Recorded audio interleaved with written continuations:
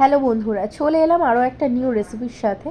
আজকে বাড়িতে একটু মাংস এনেছিলাম, তো ভাবলাম মাংসটা নর্মালি আমি যেভাবে রান্না করে থাকি ওইভাবেই রান্না করব।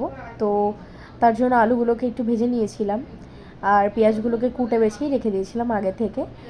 দিয়ে পেঁয়াজগুলোকে একটু ভেজে নিচ্ছিলাম, আর তার পাশাপাশি মাংসগুলোকে মশলার মধ্যে মাখিয়ে নিয়ে ভালোভাবে ম্যারিনেশন করে নিচ্ছিলাম।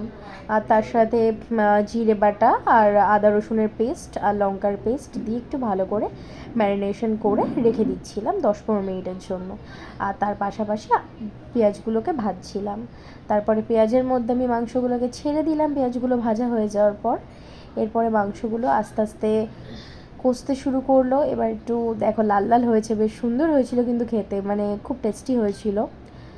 তো ভাবলাম মিনি ভ্লগে তোমাদের সাথে শেয়ার করি। দেখো ফাইনালি আমার মাংস রান্না কমপ্লিট। দেখা হবে নেক্সট কোনো রেসিপির সাথে। টাটা।